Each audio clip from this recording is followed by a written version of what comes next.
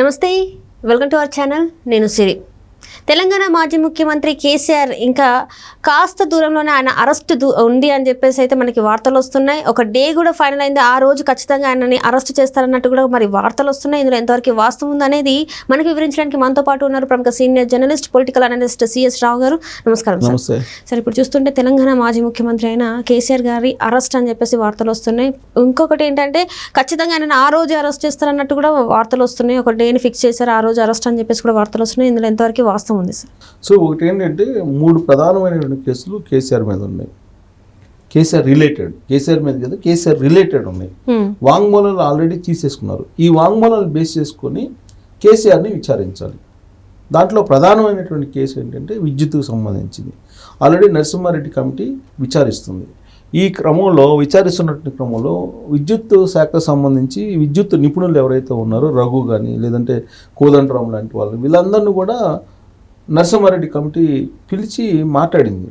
అలాగే విద్యుత్ శాఖలో ఉన్నటువంటి అనేక మంది అధికారులను పిలిచి మాట్లాడింది. వాళ్ళు ఇచ్చినటువంటి వాంగ్మూలాలను కూడా తీసుకున్న తర్వాత దాని మీద ఉన్నటువంటి సందేహాలను నివృత్తి చేయాల్సింది ఎవరంటే ఎంఓఏ కుదుర్చుకున్నటువంటి వాళ్ళు. ఎంఓఏ ఎవరు కుదుర్చుకున్నారని అంటే కేసీఆర్ సంతకాలు ఉంటాయి.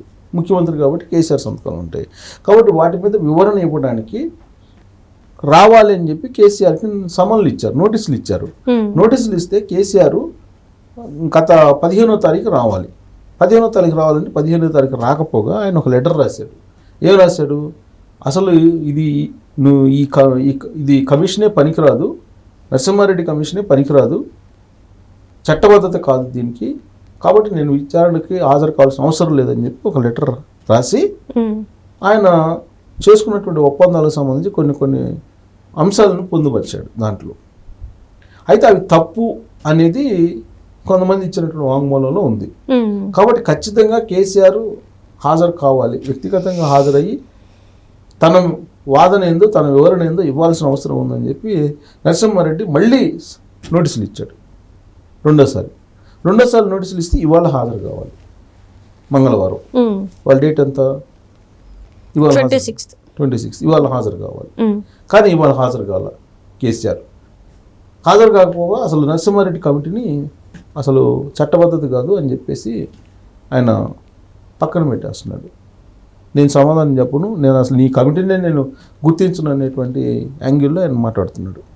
క్యాబినెట్ అప్రూవల్ చేసిన తర్వాత వేసినటువంటి కమిటీ అది చట్టబద్ధత కాదని ఎలా అంటారు?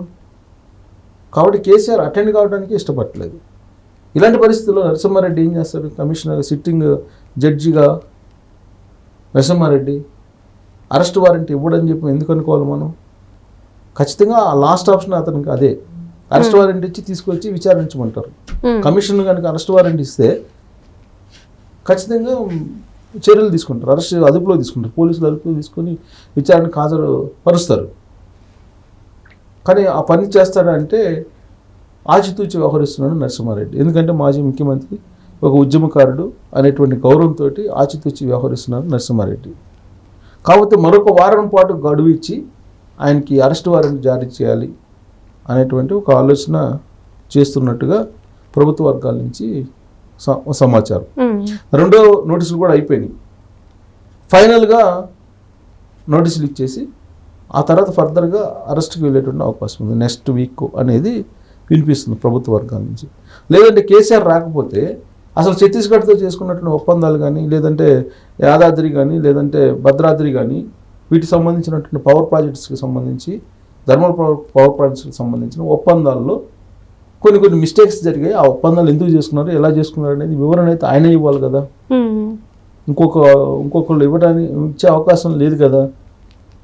అలాగే ప్రభాకర్ రావు, ఎండి ప్రభాకర్ రావు ఎవరైతే ఉన్నారో మాజీ ఎండి, ఆయన కూడా పిలిచి తీసుకున్నారు, వాంగ్మూలం తీసుకున్నారు విద్యుత్ శాఖకు సంబంధించి. సో ఈ వాంగ్మూలాన్ని తీసుకున్న తర్వాత ఫైనల్గా కేసీఆర్ని వివరణ కోసం పిలుస్తున్నారు. బట్ ఆయన తిరస్కరిస్తున్నటువంటి క్రమంలో ఒకే ఒక ఆప్షన్ ఉంది, అరెస్ట్ చేసి హాజరుపరచడం తప్ప మరొక మార్గం లేదు. కాబట్టి నరసింహారెడ్డి కమిటీ ఆలోచిస్తుంది, నరసింహారెడ్డి కమిషన్ ఆలోచిస్తుంది. థర్డ్ టైం కూడా నోటీసులు పంపించి ఫైనల్గా ఆయన్ని అరెస్ట్ చేయాలనేటువంటి ఒక ఆలోచన చేస్తున్నట్టు ప్రభుత్వ వర్గాల నుంచి వినిపిస్తున్నటువంటి ఒక వర్షన్. ఇక 2 ఫోన్ ట్యాపింగ్ కేసు.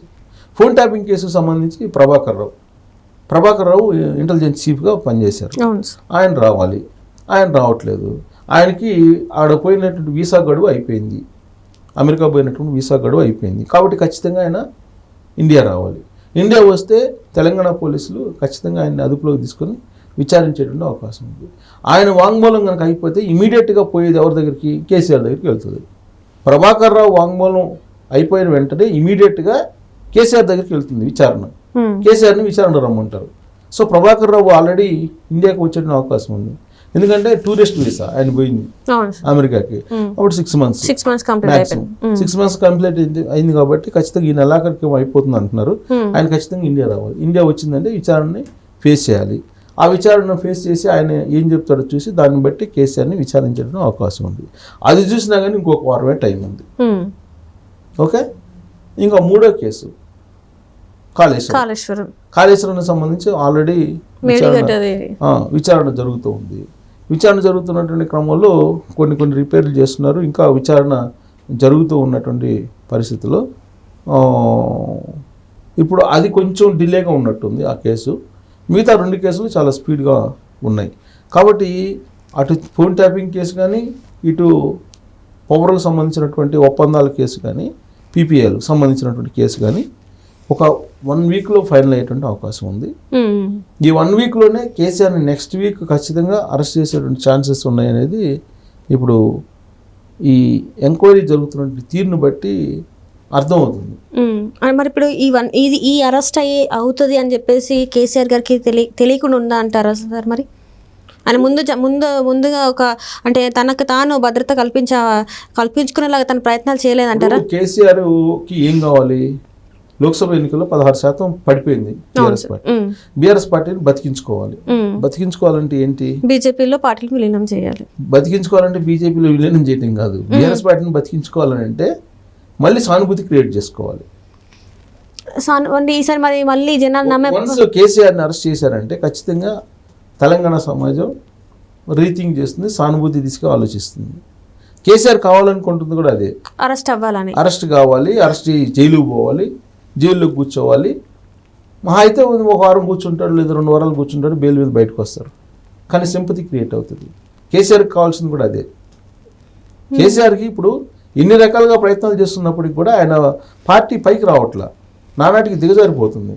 ఇప్పుడు అసెంబ్లీ ఎన్నికలకి లోక్సభ ఎన్నికలకి వచ్చేటప్పటికి అసెంబ్లీ ఎన్నికల్లో నీకు 39% ఇస్తే 35 దాకా 16% పడిపోయింది ఓట్ బ్యాంకు. ఇలాంటి పరిస్థితుల్లో పార్టీని బతికించుకోవాలంటే ఒకే ఒక మార్గం కేసీఆర్ అరెస్ట్ కావటమే. కేసీఆర్ని అరెస్ట్ చేసేస్తే, జైల్లో పెట్టేస్తే సింపతి ద్వారా మళ్ళీ గెయిన్ అవ్వచ్చు అనేటువంటి ఆలోచన ఆయనకు ఉండొచ్చు. బహుశా అందుకనే కమిషన్ ఇచ్చినటువంటి నోటీసులను కూడా తిరస్కరించేసి నీ కమిటీయే చల్లదు అని చెప్పి అన్నాడంటే రెచ్చగొట్టడమే కదా. లేదంటే వివరణ ఇవ్వడానికి ఏమైంది? వ్యక్తిగతంగా హాజరయ్యి. కాబట్టి ఆయన అల్టిమేట్ గోల్ ఏంటంటే రాజకీయంగా ఆలోచిస్తున్నాడు. ఆయన కూడా జైలుకు పోవడానికి సిద్ధమవుతున్నారు అనేది బీఆర్ఎస్ పార్టీ వర్గాల్లో వినిపిస్తుంది. అప్పుడు టర్న్ అయ్యేటువంటి అవకాశం ఉందనేది ఆయన యొక్క అంచనా. ఇప్పటికే తీహార్ జైల్లో కవిత వెళ్ళిపోయారు. కవిత ఎఫెక్ట్ ఏం కనపడలా లోక్సభ ఎన్నికల్లో. సో కాబట్టి ఇప్పుడు కవిత ఎఫెక్ట్ ఏం కనపడలేదు. కాబట్టి ఇక తనే జైల్లో కూర్చుంటే అప్పుడు తెలంగాణ సమాజం కొంత ఆలోచిస్తారు, తెలంగాణ సమాజం తన వైపు చూస్తారు అనేది ఒకటి. ఇప్పుడు ఉన్నటువంటి ఎమ్మెల్యేలని కాపాడుకోవచ్చు, పార్టీ స్ట్రెంథన్ అవుతుంది అనేటువంటి ఒక బూస్టప్ ఇస్తే ఇప్పుడు ఉన్నటువంటి ఎమ్మెల్యేలను కాపాడుకోవచ్చు అనేటువంటి ఆలోచన ఆయనకు ఉంది. లేదంటే ఆల్రెడీ ఎమ్మెల్యేలు వెళ్ళిపోతూ ఉన్నారు కాంగ్రెస్ పార్టీలోకి. అందుకే కాంగ్రెస్ ఎమ్మెల్యేలను పిలుచుకొని మాట్లాడుకున్నాడు కాంగ్రెస్లో పోకుండా ఉండడానికి. గ్రేటర్ హైదరాబాద్ ఎన్నికలకు సంబంధించి ఆల్రెడీ వస్తున్నాయి కదా గ్రేటర్ హైదరాబాద్ ఎన్నికల్లో. గ్రేటర్ హైదరాబాద్ ఎన్నికల్లో కనుక కుప్పకూలితే బీఆర్ఎస్ పార్టీ ఇంకా క్లోజ్, భవిష్యత్తు ఉండదు. అందుకే ఈ లోపే అరెస్ట్ కావాలని కోరుకుంటున్నట్టున్నాడు. బహుశా అందుకేనో ఆయన ఎన్ని నోటీసులు ఇచ్చినా కానీ వాటిని చించేసి పక్కనే వేస్తున్నట్టున్నాడు ఆయన. Right sir, right. Thank you so much sir. Thank you.